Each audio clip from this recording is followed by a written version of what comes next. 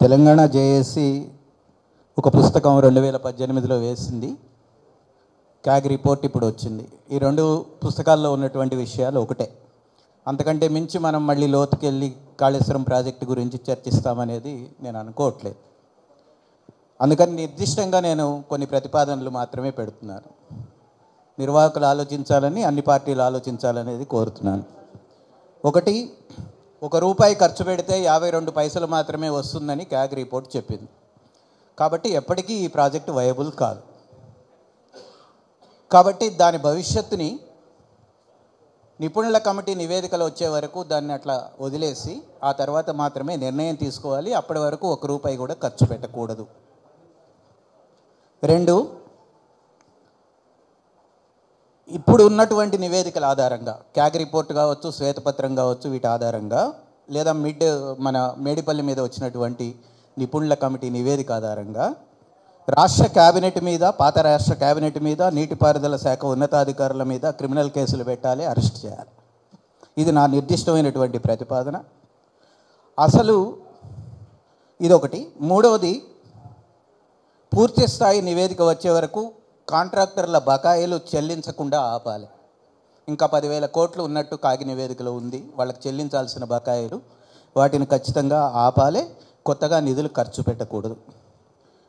4, Mallanna Sagar reservoir బాధితులకు పరిహారం కింద వాళ్ళ భూమి వాళ్ళకి వెనక్కి ఇవ్వాలి.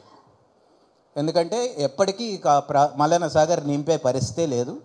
10 టీఎంసీలు నింపితేనే డ్యామ్ బ్రేక్ అనాలిసిస్ ప్రకారం ఇక నింపితే పైలిపోయే ప్రమాదం కూడా ఉంది.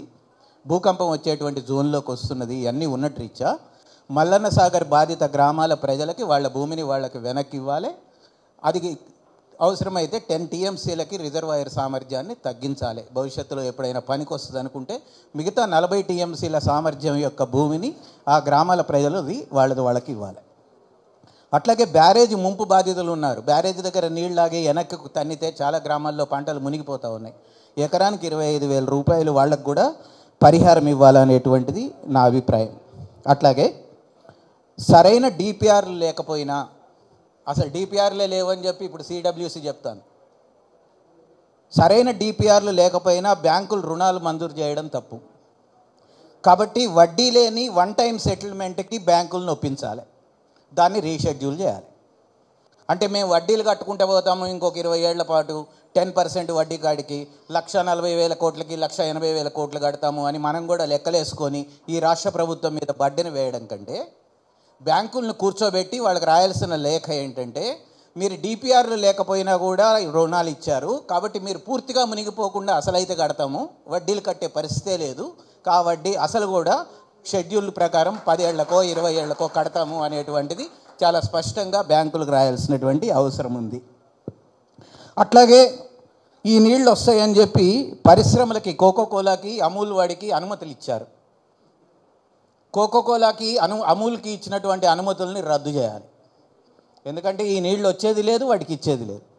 కానీ వాడు ఈ నీళ్ళని వాడుకొని రేపు మనకి ₹20 లీటర్ మళ్ళీ కిన్లే వాటర్ అమ్ముతాడు కోకోకోలా వాడు. అమూల్ వాడు ఈ రాష్ట్రంలో ఉండేటువంటి మిగతా కోఆపరేటివ్ డైరీలన్నింటినీ మూసేయిస్తాడు. కాబట్టి ఆ రెండింటికి ఇచ్చినటువంటి అనుమతులు ఈ నీళ్ళ ఆధారంగానే ఇచ్చారు. వాళ్ళు రెండింటికి ఇచ్చినటువంటి అనుమతుల్ని రద్దు చేయాలనేటువంటిది నా అభిప్రాయం. కాబట్టి వరి విస్తీర్ణాన్ని తగ్గించి, ఇప్పుడు డబ్బులు మిగిలితే నిజంగా ప్రభుత్వం దగ్గర వరి విస్తీర్ణాన్ని తగ్గించి ఇన్ని నీళ్ల పెట్టి ఇంత వరి పండించకుండా ఆరుతడి పంటలు ఏమేసినా ఈ కాళేశ్వరం పరిధిలో వాటన్నిటినీ ప్రభుత్వమే కొంటది అనేటువంటిది ప్రకటించాలి. అప్పుడు రైతులకి ధైర్యంగా ఎంఎస్పి వస్తుంది అనేటువంటి ధైర్యంతో ఆ పంటలు వేస్తారు, వరి తగ్గించుకుంటారు. వరి మేము ఇట్లాగే వేస్తాం, కాళేశ్వరం నీళ్ళు వస్తాయనే పేరు మీద ఉంటే మరింత సర్వనాశనం అవ్వడం తప్ప మరో ఇది లేదు. ఈ గవర్నమెంట్కి కూడా ఒక మాట మనం చెప్పాలి. నీళ్ల ప్రాజెక్టుల మీద ఆయన 30% కమిషన్తో సంపాదించుకొని పోయిండు. ఈ ప్రభుత్వం ప్రియారిటీస్ కూడా మారాలి. ఇప్పటికి వీళ్ళు మాట్లాడుతున్నది RRR మాట్లాడుతున్నారు, regional ring road, pharma villages మాట్లాడుతున్నారు, మెట్రో విస్తరణ మాట్లాడుతున్నారు, ఎక్స్ప్రెస్ హైవేలు మాట్లాడుతున్నారు, స్కై ఓవర్లు మాట్లాడుతున్నారు, మూసి పునరుద్ధరణ మాట్లాడుతున్నారు. నిజంగా మాట్లాడవలసింది స్కూళ్ళు పునరుద్ధరణ, యూనివర్సిటీల పునరుద్ధరణ, ఆసుపత్రుల పునరుద్ధరణ, గ్రామాలలో గిడ్డంగులు కట్టడము, ఆర్టీసీ బస్సుల్ని మరింత పెంచడము, వీటి మీద డబ్బులు పెట్టాలి. ప్రభుత్వం యొక్క ప్రియారిటీస్ కూడా మారాలి. ఈ ప్రభుత్వానికి కూడా లేకపోతే పాత పద్ధతుల్లోనే మళ్ళీ కమిషన్ల వైపే ప్రభుత్వాలు వెళితే ఆ నీళ్లలో తిన్నాడు, వీళ్ళు రోడ్ల మీద తింటారు. అందుకని మనం స్పష్టంగానే చెప్పాలి, ఈ ప్రభుత్వానికి కూడా నీ ప్రియారిటీస్ కూడా మారాలి. పోయిన ప్రభుత్వం చేసిన తప్పుల పద్ధతుల్లోనే అభివృద్ధి నమూనానే నువ్వు కూడా పోతే ఈ రాష్ట్రం మళ్ళీ కోలుకోకుండా దెబ్బవుతుంది. ఒక లెక్క ఏమిటంటే, ఏ పంట పండినా ఎకరానికి 15,000 కంటే మిగలట్లేదు. ఎకరానికి 15,000 కూడా మిగిలినటువంటి రాష్ట్రంలో 80,000 రూపాయలు విద్యుత్ మీద ప్రాజెక్టుల కింద నీళ్లు ఇవ్వడానికి ఖర్చు పెట్టడం అర్థం లేని వ్యవహారం. కామన్ సెన్స్ ఉన్నాడు ఎవడు అంగీకరించాడు. కాబట్టి 15,000 మిగిలేటువంటి పంటలు కాదు, వాళ్ళకు ఒక 40,000 30,000 ఎకరానికి మిగిలేటువంటి ఆర్థిక నమూనాన్ని ఎట్లా తీసుకొస్తావు, పంటల పొందిక ఎట్లా చేస్తావు అనేటువంటిది. నీళ్లు ఎక్కువ వాడే పంటల్ని మీ రాష్ట్రంలో వేయొద్దు అని నాబార్డ్ 2018లో రిపోర్ట్ ఇచ్చింది. వరేయద్దు, పత్తేయద్దు అని చెప్పింది. పప్పు ధాన్యాలు, చిరుధాన్యాలు, నూనె గింజలు వేయండి, కూరగాయలు పండించని చెప్పింది. మీ అవసరాలకు మాత్రమే ఒక 30-40 లక్షల ఎకరాలలో వరి పండించుకోండి అని చెప్పింది. 1,00,00,000 ఎకరాల మాగాణం, 1,00,00,000 ఎకరాల వరి పేరుతో మనం సర్వనాశనం అయినాం. ఇప్పటికైనా రిట్రీట్ కావాలి. తిరిగి పట్టాలు ఎక్కించాలంటే రాష్ట్ర ప్రభుత్వాన్ని మొదట కేసులు పెట్టడంతో ప్రారంభించి పంటల ప్రణాళిక దాకా అన్ని విషయాల్లోనే ఈ ప్రభుత్వం పౌర సమాజాన్ని, రైతు సంఘాలని, రాజకీయ పార్టీలని విశ్వాసంలోకి తీసుకొని పనిచేయాలి. అట్లాగే కాకుండా ఏకపక్షంగా మేము కూడా కొన్ని అభివృద్ధి నమూనాలు ఇట్లాగే పోతామని అంటే మరింత నష్టపోయే ప్రమాదం ఉంది తెలంగాణ.